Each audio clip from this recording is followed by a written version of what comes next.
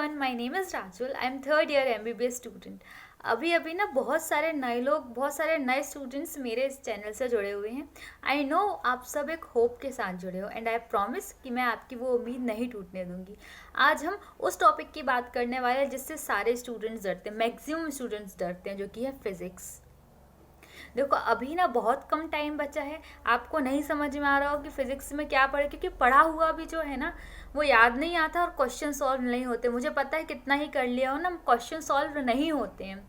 Formula याद करने के बाद भी हम ना उसको लगा नहीं पाते कि कैसे लगाना है। तभी आपको लास्ट जो टाइम बचा हुआ है, लास्ट कुछ 10 डेज अप्रॉक्स बचे हुए हैं, उन 10 डेज में आपको कैसे पढ़ना है फिजिक्स वो मैं बताने वाली हूँ। और मैं सारे इंपॉर्टेंट टॉपिक्स की लिस्ट लेके आई हूँ। जैसे लास्ट वीडियो जो है मैंने आपको बताया था कि जो केमिस्ट्री है उसमें सारे इंपॉर्टेंट टॉपिक्स बता दिए थे। तो बहुत सारे लोगों ने ना फिजिक्स की और बायो की भी सेम डिमांड करी थी, तो ये वो वीडियो है।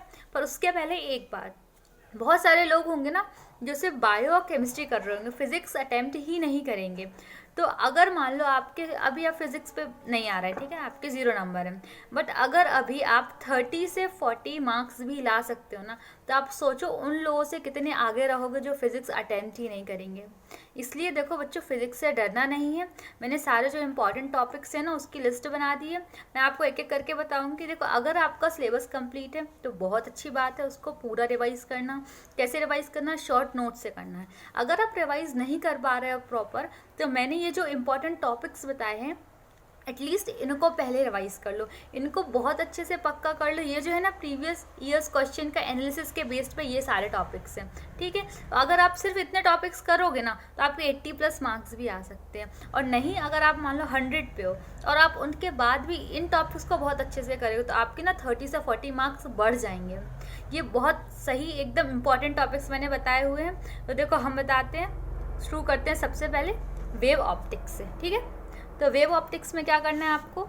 मैक्सिमा मिनिमा, YDSC, ये यंग्स डबल स्लिट एक्सपेरिमेंट है, और सिंगल स्लिट, ठीक है, डिफरेंस, और ब्रूस्टर मेलर्स एक्सपेरिमेंट, ये हमको करना है।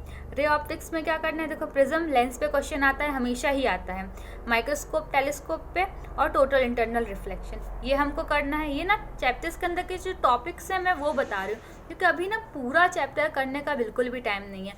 आप इन जो टॉपिक्स को पढ़ लो ना तो भी आपके नंबर आ जाएंगे। देखो हम पढ़ेंगे फिर EMI और AC। EMI और AC में क्या इंपॉर्टेंट है? देखो वही एवरेज और रूट मीन स्क्वायर वाली वैल्यू, LCR, जिनमें जो स्टार लगा हुआ है ना उसको तो आपको सबसे पहले करना है, क्योंकि उससे क्वेश्चन आएगा ही। और फिर ये self induction, mutual induction. Fourth आएंगे हम इलेक्ट्रोमैग्नेटिक वेव्स पे, जिसमें हमको इक्वेशंस और डिस्प्लेसमेंट करंट करना है। फिफ्थ में हम देखेंगे मैग्नेटिज्म एंड मैटर, जिसमें जो मैग्नेटिक मटेरियल्स होते हैं, ठीक है, और जो मैग्नेटिक डाइपोल होता है, टॉर्क होता है, इनसे क्वेश्चन हमेशा आता है और ये बहुत इजी भी है, तो इसको छोड़ना नहीं है। देखो स्टार भी लगाया हुआ है क्योंकि क्वेश्चन आता है। Sixth is moving charges and magnetism. हमको इनको फोर्स, जो मैग्नेटिक फोर्स होता है ना, BIL और QVV फॉर्मूले से हम निकालते हैं। ये बहुत सिंपल है, इसको पढ़ लेना। और जो सिलेंडर्स होते हैं वहाँ से क्वेश्चन आता है। Seventh is electrostatics and capacitors. इसमें जो स्फीयर और डाइपोल है वो उससे क्वेश्चन पूछते हैं। कॉम्बिनेशन और जो कैपेसिटर्स का कॉम्बिनेशन होता है ना वहाँ से क्वेश्चन आता है, जो सीरीज और पैरेलल कॉम्बिनेशन करते हैं हम।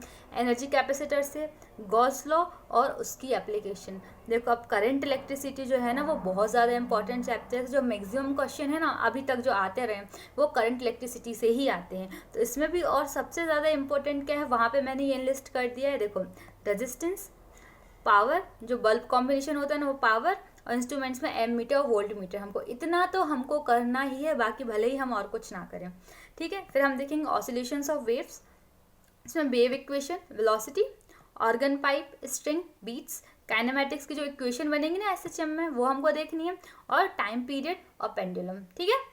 फिर हम देखेंगे KTG भी इजी चैप्टर है और ये पूरा इंपॉर्टेंट होता है। इसमें हमको क्या करना है? Ideal gas equation, root mean square value, और एवरेज वेलोसिटी, ठीक है। DOF, ये जो CP, CY, gamma, mean free path, जितना भी है ना ये जो कांस्टेंट वगैरह, ये हमको अच्छे से कर लेना है, इनके फॉर्मूलाज। फ्लूइड्स एंड सॉलिड, ठीक है, तो हम फ्लूइड्स एंड सॉलिड्स पे थे। देखो विस्कोसिटी, सरफेस टेंशन करना है, कंटिन्यूटी, बर्नौलीज प्रिंसिपल, और जो भी गामा एप्सिलॉन जो एनर्जी इलास्टिक एनर्जी वाले क्वेश्चन है ना, उनके जो कांस्टेंट है वहाँ से क्वेश्चन आता है। 12 थर्मोडायनेमिक्स, हमको क्या करना है, प्रोसेसेस, सारी प्रोसेसेस करनी है ग्राफ के साथ। यही ग्राफ से मैं बता दूं, जो काइनेमेटिक्स में जो ग्राफ होते हैं ना, उन ग्राफ से 1 या 2 क्वेश्चन हमेशा आता है, तो वो भी करना। और जो बेसिक्स हैं सेकेंड लॉ के, ठीक है, थर्मोडायनेमिक्स बेसिक्स जो होंगे ना सेकेंड लॉ के, आपको वो भी करना है। ये तो कोई केमिस्ट्री में भी होता है, तो यहाँ भी कर लोगे तो ये बहुत ईजी पड़ेगा। और ग्रेविटेशन में हमको क्या करना है, सैटेलाइट जो पोटेंशियल एनर्जी होती है वो करनी है। जो वेरिएशन होता है जी का, वेरिएशन आपने देखा, हाइट कितने ऊपर जाएँ, कितने डेप्थ में जाएँ, वो वाला जो फॉर्मूला होता है ना, वो बहुत ज़्यादा इंपॉर्टेंट होता है। और एस्केप वेलोसिटी, ठीक है, ये क्वेश्चन मिस नहीं करना। 14th इज मैकेनिक्स, मैकेनिक्स में हमको देखो मूवमेंट ऑफ इनर्शिया करना है, टॉर्क और एंगुलर मूवमेंट करना है, पावर जो वर्क पावर एनर्जी में जो पावर कैलकुलेट करते हैं ना वो, और कॉलिजन। देखो कॉलिजन बहुत ईजी है, अगर अच्छे से समझ लोगे ना तो आपका क्वेश्चन रॉन्ग नहीं होगा उसमें, ठीक है। यूनिट्स एंड मेजरमेंट में हमको क्या देखना है, इससे आता है, एक क्वेश्चन आ जाता है, डायमेंशन एनालिसिस, एरर और significant figures, vernier screw gauge. इसका क्या है ना, ये बहुत इजी पड़ जाता है, इसलिए आपको ये लिखा हुआ है मैंने। देखो न्यूक्लियाई जो चैप्टर है, हमको उसमें क्या करना है, हमको radius and density, binding energy, stability, और जो अल्फा बीटा गामा डीके होता है, और फिजन, ये हमको करना है, ठीक है। सेमीकंडक्टर्स और लॉजिक गेट्स जो है, जो पूरा ही बहुत ज़्यादा इंपॉर्टेंट है। मैंने आपको बताया था कि मेरा तो ये सिलेबस मॉडर्न फिजिक्स वाला हुआ ही नहीं था। मैंने क्या किया था, मैंने जो PYQs थे ना, उनका सॉल्यूशन देख के सॉल्व किया था, मुझे सेम PYQ मेरे पेपर में आ गया था, तो I was lucky, you can also. देखो logic gates, convergence, biasing, doping, mass action law, diode, rectifier, IV और LED, ठीक।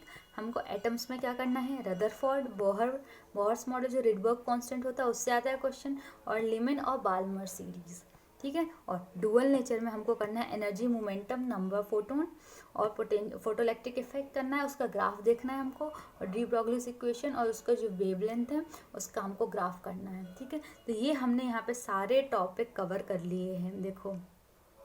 और एक मेन बात, अगर अभी आपका सिलेबस 70 से 80% कंप्लीट है ना, तो आपको क्या करना है, आप अभी मॉक टेस्ट दो, और उसमें से जितने भी, जहाँ से भी आपका क्वेश्चन रॉन्ग हो रहा है ना, आपको सिर्फ उन चैप्टर को रिवाइज करना है, ठीक है। जिनका सिलेबस कंप्लीट है मैं उनके लिए बोल रही हूँ, और जिनका सिलेबस कंप्लीट नहीं है उनको क्या करना है, उनको ये जो मैंने टॉपिक्स दिए हैं ना, आप क्या करो, PYQ के सॉल्यूशन लेके बैठो, क्वेश्चन रीड करो, फिर सॉल्यूशन रीड करो, सॉल्यूशन का फॉर्मूला देखो, एक बार देख के सॉल्व करो और दूसरी बार बिना देख के सॉल्व करो, और ये जो फॉर्मूला आपके निकलते आ रहे हैं ना, उनको एक पेपर में लिखते जाओ। आपको क्या करना है, डेली ऐसे पढ़ना है, और जब आप सोने वाले होगे ना, उसके पहले आपको वो फॉर्मूला की शीट से देख के सोनी है। बिलीव मी, अगर आपने अभी फिजिक्स नहीं किया है ना, अभी भी हो सकती है, क्योंकि ये एकदम क्रस्ट निकाल के दे दिया है मैंने आपको। एटलीस्ट इतने टॉपिक्स आप पढ़ लो, ठीक है, हो जाएगा, बिल्कुल घबराना नहीं। देखो फिजिक्स से सब लोग डरते हैं, बहुत से लोग अटैम्प्ट ही नहीं करेंगे, बट आपको अटैम्प्ट करना है, एटलीस्ट मैक्सिमम मार्क्स लेके आने हैं। अभी भी हो सकता है, बिल्कुल बातों में नहीं आना कि अभी भी नहीं हो सकता। दीदी 10 दिन बचे, 10 दिन में क्या करूँ, 10 दिन बहुत होते हैं ना, पूरा गेम पलट सकता है अगर आप इन टाइम में पढ़ लोगे। देखो आई नो आप कर लोगे, बिकॉज आई बिलीव यू। जब मैंने कर दिया तो आप भी कर सकते हो, आपको बस लगे रहना है बच्चों, हिम्मत नहीं हारना। और मैं तो हूँ, मैं आपके साथ नीट के पेपर के पहले भी हूँ, नीट के पेपर के बाद भी हूँ, और अभी भी आपको जो भी दिक्कत है ना, आप मुझे बताओ कमेंट सेक्शन में, मैं पूरी कोशिश करूँगी कि आपकी पूरी हेल्प करूँ। और आपको जो भी वीडियो चाहिए ना, नेक्स्ट आपको क्या जानना है, आपको कुछ पूछना है, मुझे कमेंट सेक्शन में लिखो, और मैं आपको नेक्स्ट वीडियो में उसका पूरा एक्सप्लेनेशन अच्छे से समझा के दूँगी। और अभी मुझे कमेंट सेक्शन में लिख के जाओ कि दीदी मैं कर लूँगी, ठीक है। नीट 2026 में मेरा सिलेक्शन होगा, I will not give up. मेरे कमेंट सेक्शन में लिख के जाना, क्योंकि आप जब लिखते हो ना तो आपके दिमाग में वो बात छप जाती है। तो जब आपको इंटरनल मोटिवेशन बना रहेगा ना, तो आप दिन भर पढ़ाई करोगे। बच्चों टाइम वेस्ट नहीं करना है। अगर आपने अभी भी टाइम वेस्ट कर रहे हो ना, सोच सोच के नहीं होगा नहीं होगा, कोई बात नहीं, सही में कोई बात नहीं, अब पढ़ने बैठ जाओ। अब आप आगे नहीं पढ़ोगे ना तो वो दिक्कत की बात है, ठीक है। ऑल द बेस्ट, पढ़ते रहो, बाय बाय।